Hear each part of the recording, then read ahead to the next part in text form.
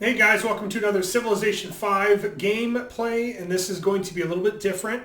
We're going to be doing Civ 5 Vanilla, no mods. I don't know how much Civilization 5 is on the YouTube community, so this is my contribution to offer a little tutorial gameplay on the vanilla aspect, to where if people want to get started in it, they have a starting point. So we're going to go into single player, set up our game. We're going to go for a random leader start. I don't normally do this. It's very random. You can get somebody terrific, you can get somebody crap. So we're going to leave it on random, kind of roll the dice there. We're going to go to map type continents. This one is my favorite. It's a very good blend of water, island, continent, landmass. So I think it works really well as far as, 99% of games go. Map size, we're going to go small. This is including ourselves, 6 players. We have it modified to 6 city-states. We'll leave it there.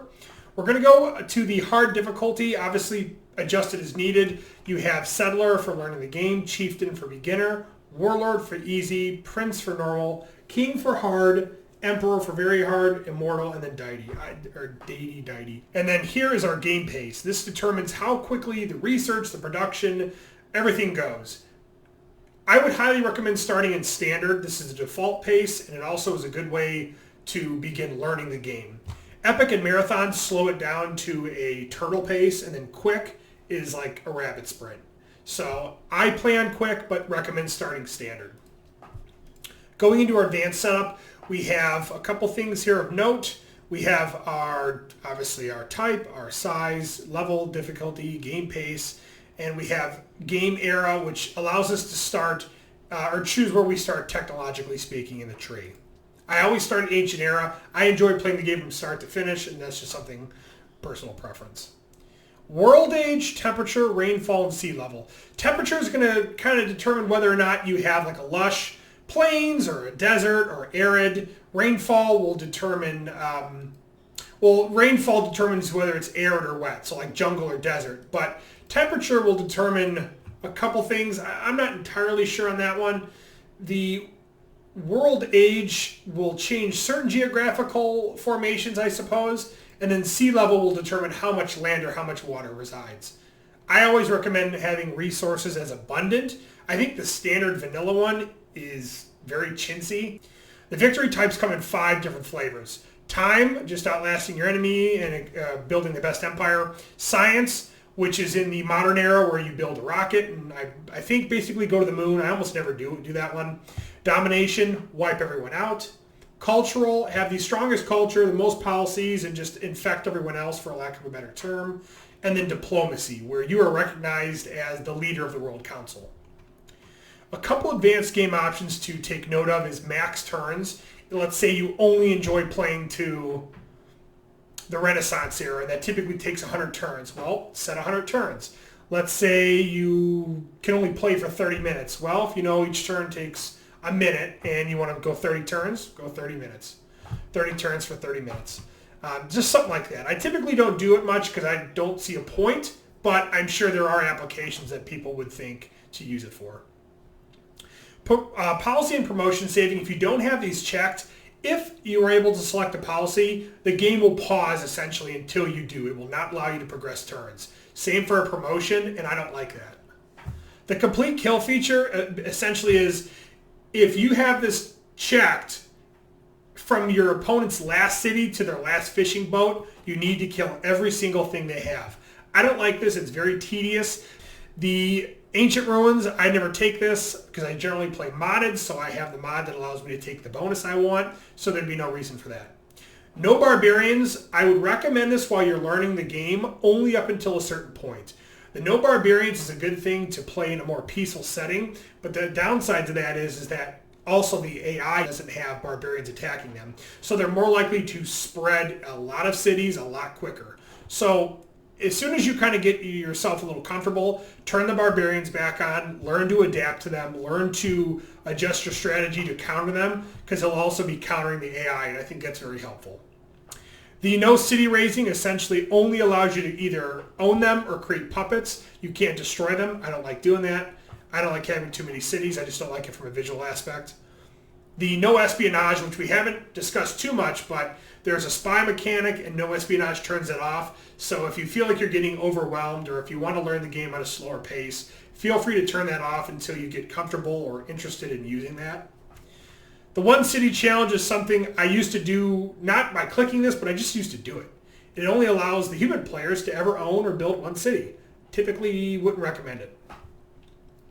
The quick combat movement, as fun as it can be to watch all the animations, after a certain while they can really bog down the game from a point of view. If you have like 6 to 10 workers, you have to watch all those workers move.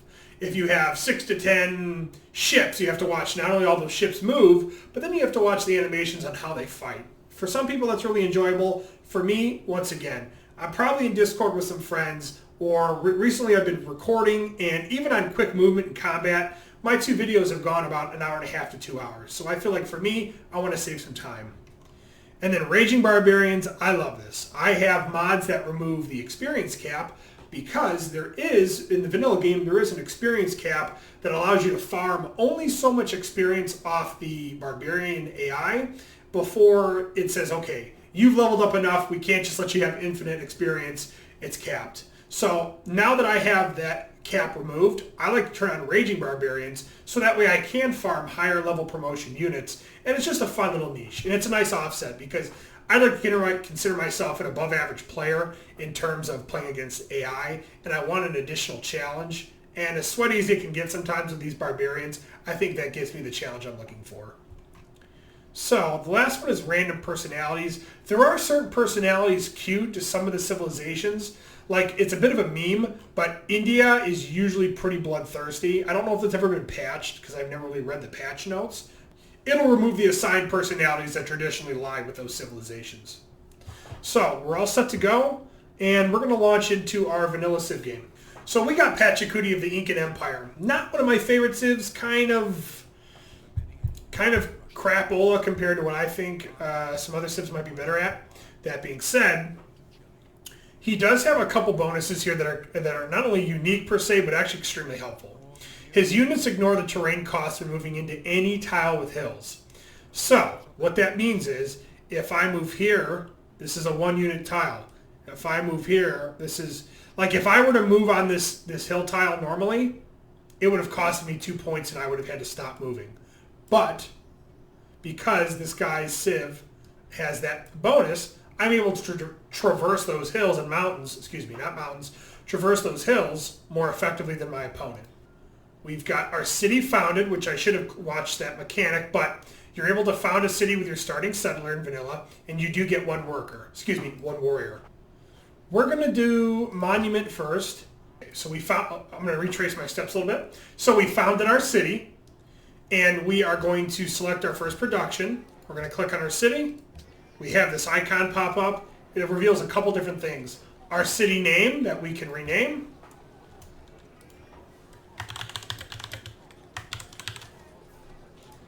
Haas's BFF, shout out to you, buddy. We can also activate a couple different, I don't want to say folders here, but tabs.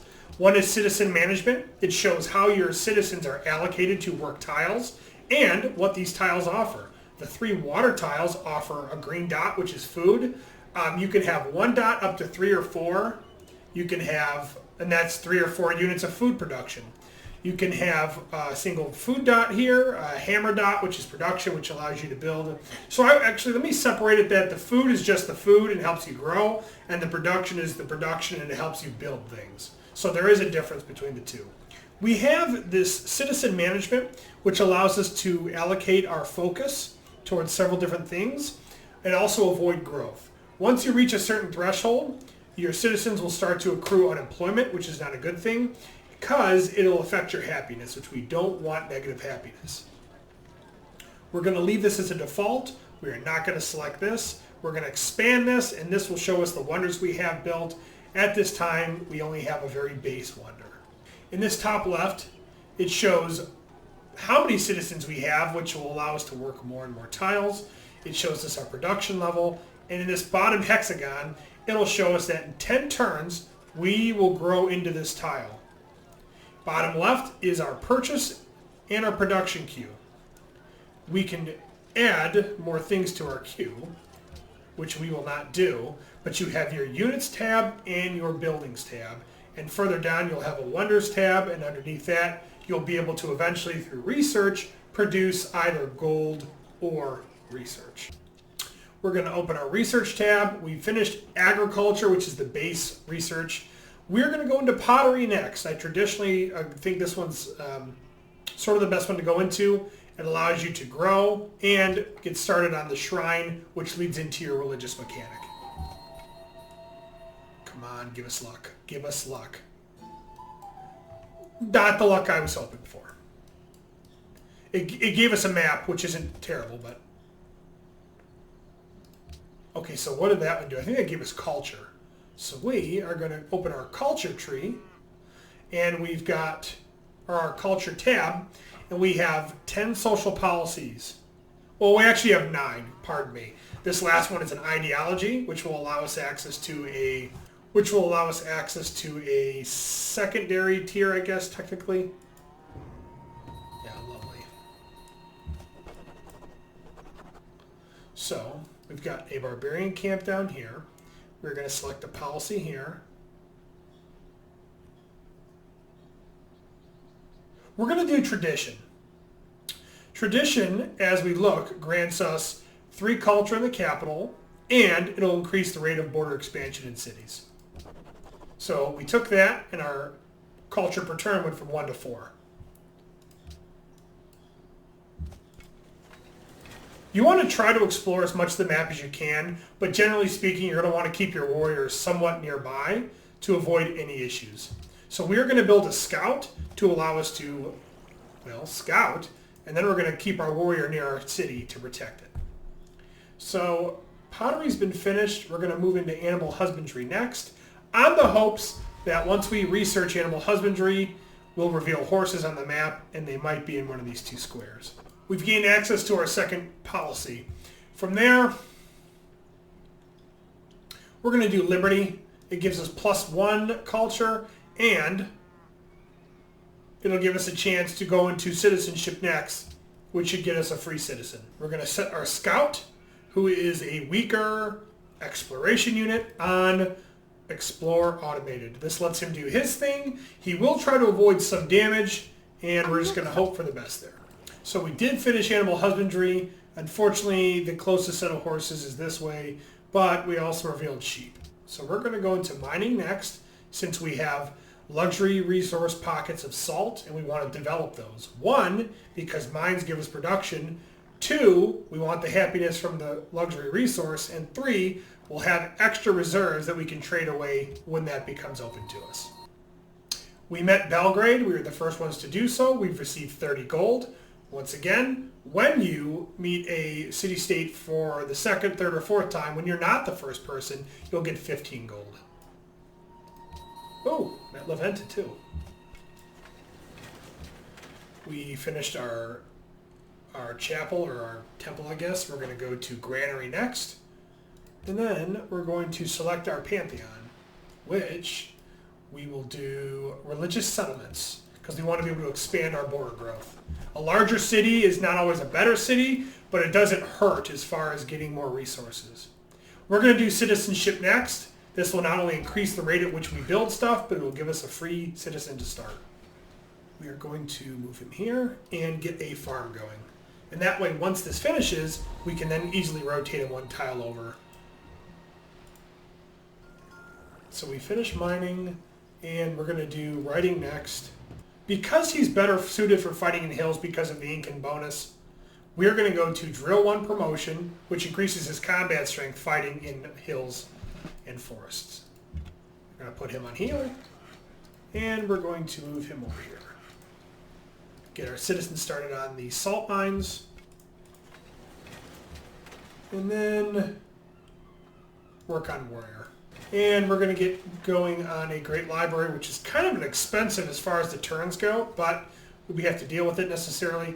And then we're going to go into calendar, because we want to try to build wonders as much as possible. That's my personal philosophy because of how strong some of their bonuses are towards modifying your civilization. Everyone has their own agenda or plan or strategy, but that's the one I like to use. So I've come across, the Dutch are here, so he might be, oh yeah, Amsterdam's down there. So how this works is that you will have the map unrevealed, and as you explore it, you'll remove these cloud pockets, but anything outside of your visibility will still face a bit of fog of war. And in that shadowed, blacked out area, you can have barbarian camps spawn. It's definitely good to have as strong of a presence as possible early game because a lot of the map is unexplored and shrouded. So there's a lot of stuff. Ooh, that was helpful. So it is helpful to have troops because as you have so many pockets of area unexplored, you're more likely to run into barbarian troops. So we did just send our scout into this ancient ruin, and he did get a free ranged upgrade to become a slinger, which is the unique unit for Inca. So that was handy.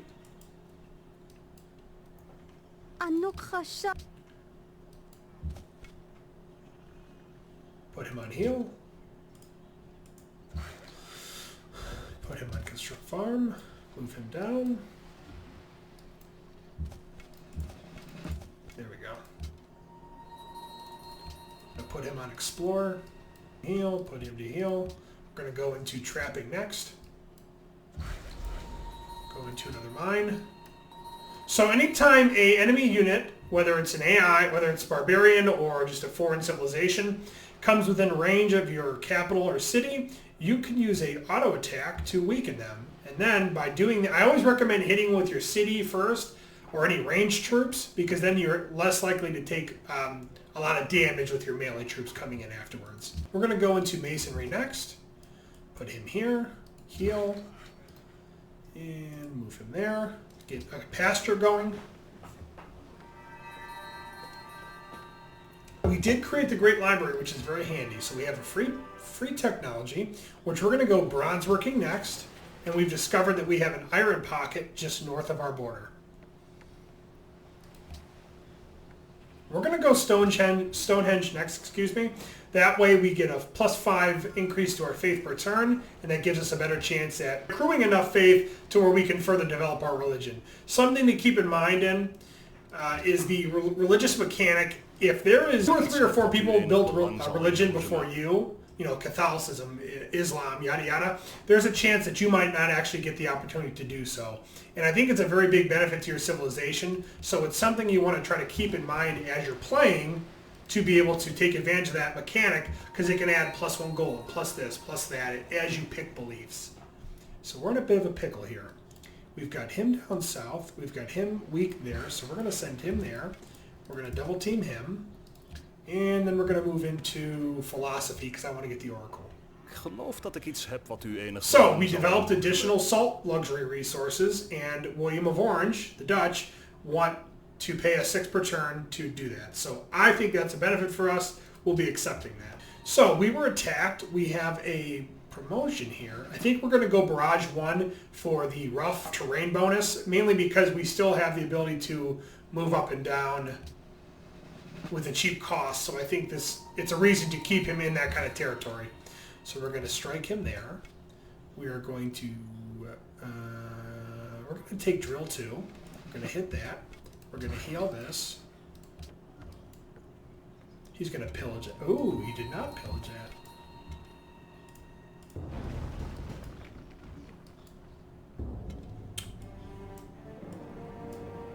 So we targeted him. We're going to heal. We know where he's going. He's going to go to that camp. So we are going to... We're going to do Honor next, because it gives us a combat bonus towards barbarians.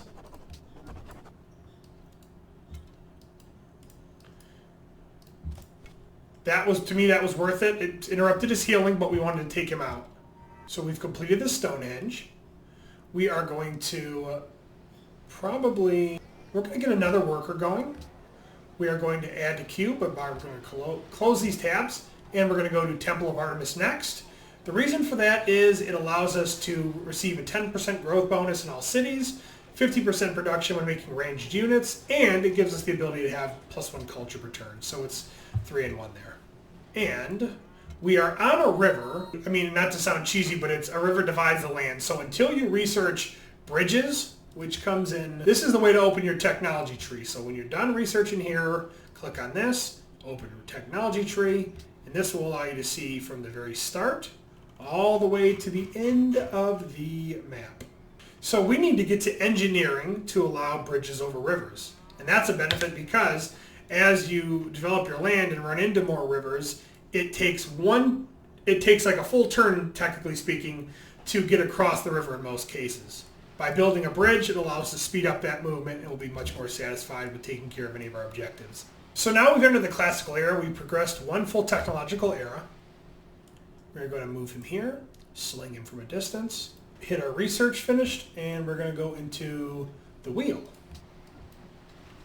The wheel is good because we are on a river and we can make use of that. So a river is both a pro and a con depending on where you're at technologically. We're going to heal. Oh, son of a... They took my worker. Well, that's cringe. They didn't do it intentionally per se, but it doesn't make it any less annoying. So, we have a barbarian trespassing on our land, and it gives an enemy is near notification on the, I would say, mid-right side of the screen. It'll also tell you when you've researched stuff. It'll ask you what you'd like to research next. It'll inform you when a golden age has happened, and it'll inform you when you've received a new policy and kind of everything else like that. So, prime example. If I would have hit this barbarian with my slinger first, I probably, granted I didn't take that much damage, but I probably would have been able to finish him off in that order with my melee troop. This way it still happened, but I may have taken less damage. So we are going to complete this horse pen or horse pasture. Finish building this horse pasture so we can get access to horsemen or chariot archers. We're going to queue a watermill next because it allows us to increase our production and our food. And then we're going to go for pyramids because the pyramids give us 2 workers. This, back to what we were saying, is our Wonder tab. Shows us the wonders we built. This is our Great People tab. Shows us how far we are close to getting those great people. You want to be strategic with where you're developing certain things. You don't really need a farm on a tile that only gives you the one food button from, or the one food icon from the actual farm itself. You typically want to develop a farm on one of these tiles that already have 2 foods sitting there. And that way your farm food will add to the tile's food and usually will give you a 2 or 3 value instead of just 1. So we're going to we're going to put him on alert, which this will allow him to wake up if he sees an enemy, and it will also give him a defense bonus. Dido of Carthage is proposing a trade where we exchange a luxury resource. She's going to offer us horses and gold. We don't really need the horses, but we will take the gold and see if we can't get 4 out of her. Very good. Obviously, you should always tweak the trades to be to your best interest, or at least fair in what you value. If you have horses, then you don't need more horses, generally speaking.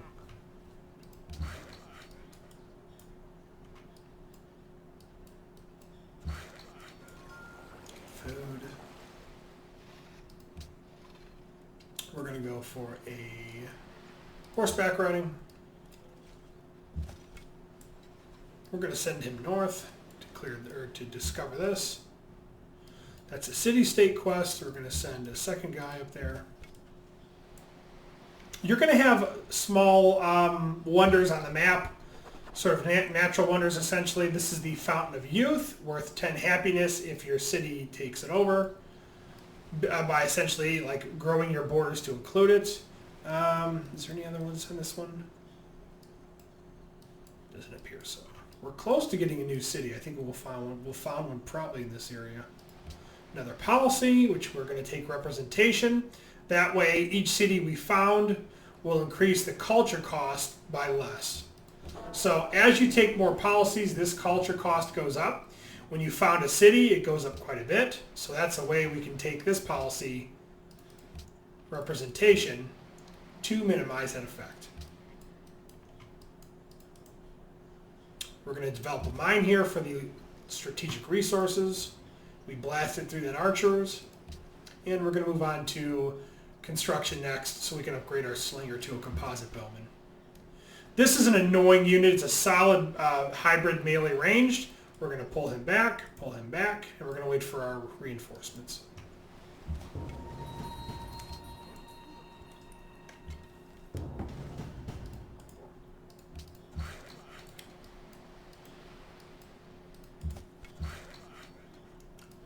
Not remotely sure where that... Not remotely sure where any of these units came from.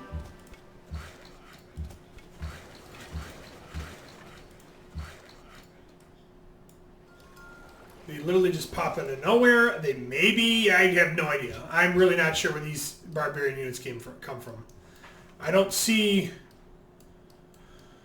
another camp on the map besides maybe this one, and I'm kind of surprised that that's still alive.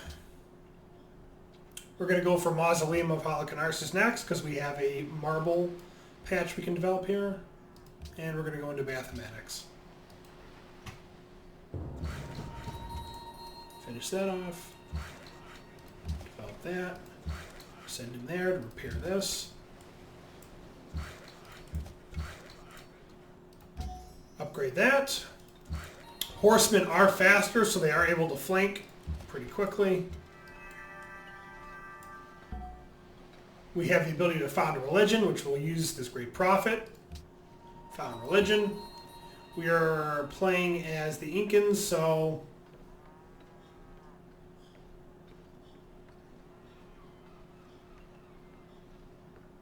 I'm going to say maybe Tengrism. I'm not very certain. We will do Tith. We'll do Divine Inspiration. Each roll wonder provides faith. And we'll found our religion. Ik geloof dat ik iets heb wat u enig belang zal inboezemen. We've been propositioned by William of Orange. He wants our salt. We don't need his iron. We will up that to 5 gold per turn. And we'll accept that.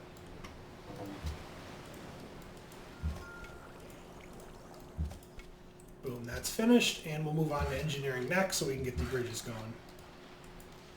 We want to repair our horses.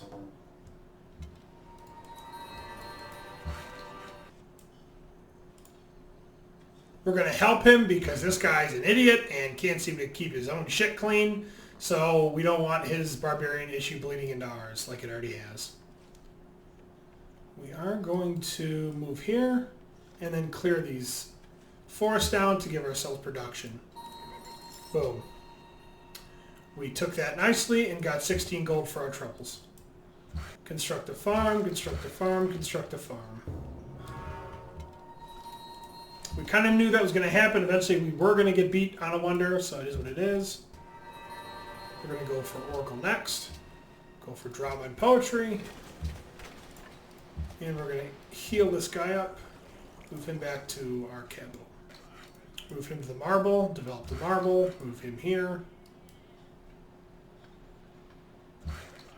We're going to put a road, put him on alert.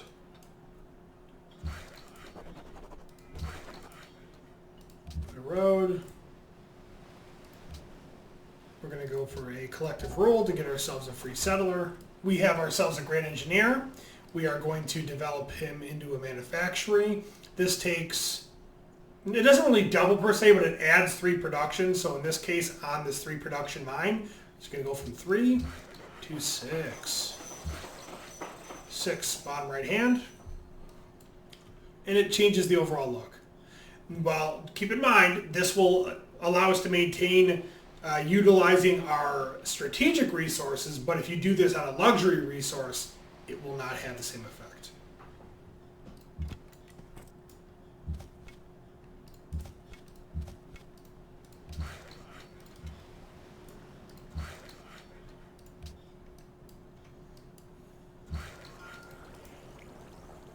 Now, doing this when your economy is not strong is a very cost money to maintain the roads. But I typically view it as a necessary investment, which is not always the case. So I'm kind of taking a gamble here. But I'm so close to currency and market and mint that I should be okay. Granted, the mint requires a silver or gold source to even be built. Because we have an excess abundance of workers, not really, but sort of, we have 3, I am going to delete him, and that will free up 1 gold per turn. You really do have to keep in mind juggling the gold cost of your units. we have gotten our second grade prophet and can develop our religion into its final state. Before we do that, we have finished the oracle and we need to utilize our free policy. We're gonna do meritocracy to finish that off.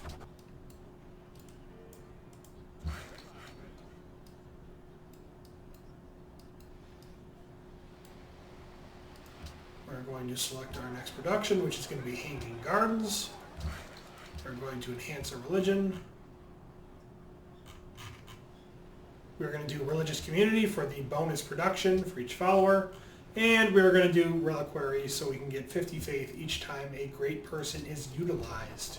From there, we're going to go into our faith tab, and we're going to use our automatic faith purchase to procure a mission, or excuse me, an inquisitor when we have the necessary faith funds, if you want to phrase it that way. From there, we have a great person to select, and as always, I believe the most beneficial one is a great general, because you can take territory with it. We're going to go to the fountain of, we're going to move into this fountain of youth area. Move in there. Boom! We've just completed a quest, encampment cleared for Belgrade, that has made them friends. We're going to heal. And we're going to leave that alone. ענוג חשב דיבר וידעתי, תסופה לתה. Not doing you any favors, lady.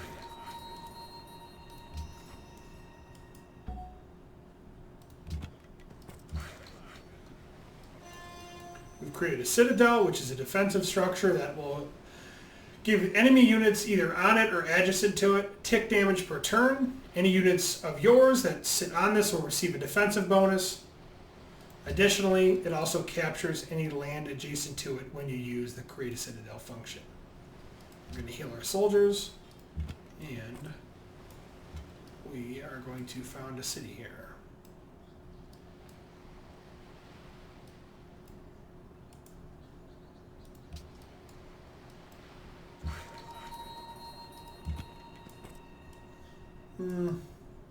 Yeah.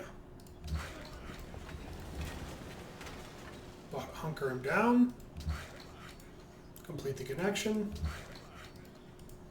Develop the query, or quarry.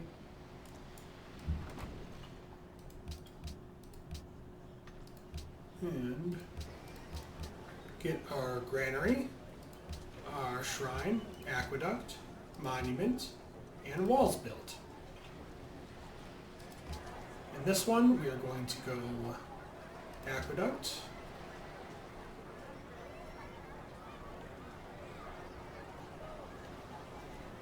We're going to get 3 caravans built. And, pardon me, we're not going to do that. And then we're going to build... Oh, you know what? I guess we'll do stable next. Your habit of claiming every bit of land you spotted has not gone unnoticed. I advise you to discontinue this. Our apologies. We'll refrain from settling near you. Ik geloof dat ik iets heb wat u enig belang zal Let us plant the inboezemen. seeds of a bright future by making a declaration of friendship. This is, maybe I've mentioned in a previous video, is a mechanic used to declare to the world that you have positive relationship with this person, and it will lead to further diplomatic options. One way to tell if they're legitimate or not is to hover over the friendly, and it'll give you green lists items. If it lists any green items, it's positive. If it lists any gray, it's neutral. If it lists any red, it means not good. In this case, we are going to try this and trust this for the sake of the tutorial. And our work road is done. So we're going to send our worker back, get this cattle pasture set up, and we're going to send our worker, or our warrior here.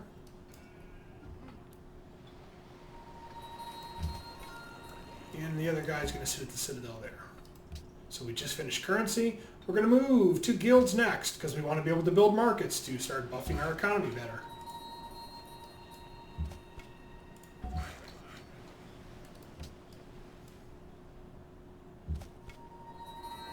Put him in Fortify. Fortify is different than Alert. Alert will wake up upon seeing an enemy unit. Fortify will stay fortified and not move until you move. Our faith accrued enough to get an Inquisitor. An Inquisitor can remove heresy, meaning enemy religion, or he can just, I usually put him in sleep, and then he'll repel other missionaries and prophets if they try to enter your territory. Keep in mind, certain tile improvements, such as a farm, cannot be built in a tundra.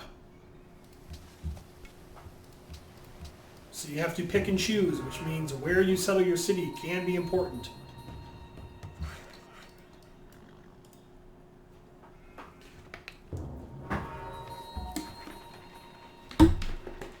Chichen Itza has been completed. We could not build that one in time, but that is okay. We had other things to focus on. We have completed our first caravan. We are going to send that to...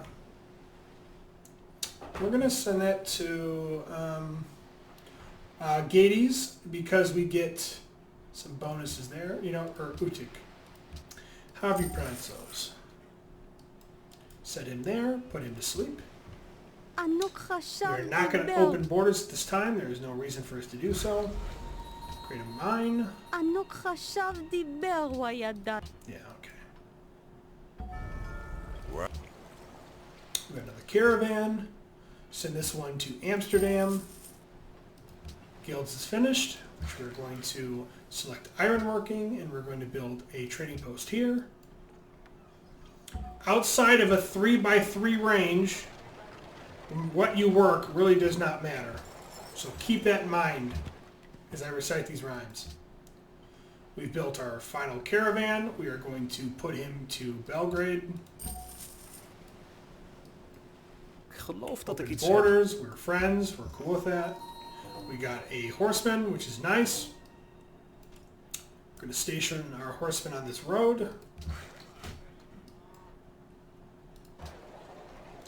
Going to move our worker down here.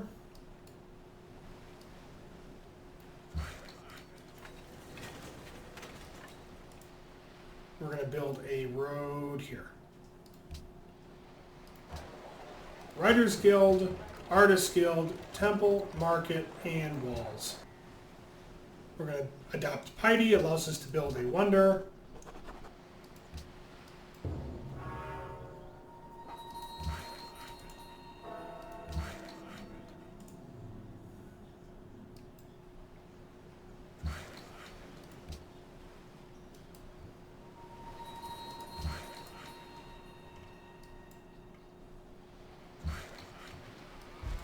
Slowly.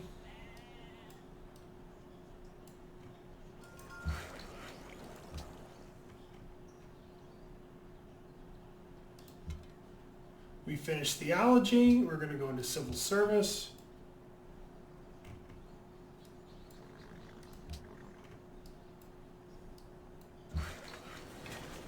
Construct a trading post.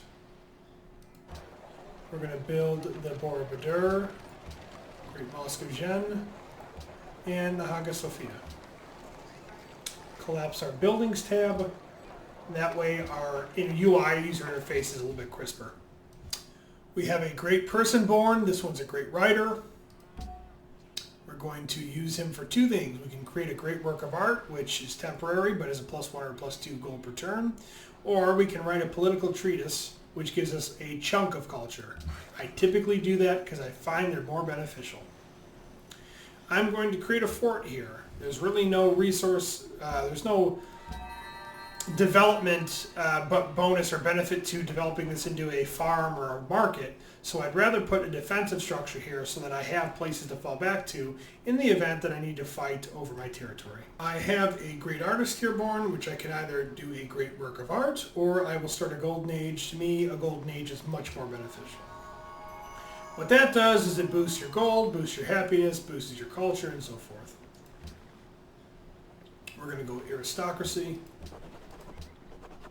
Dido of Carthage has declared war on us, which we were aware that she was a snide little shit.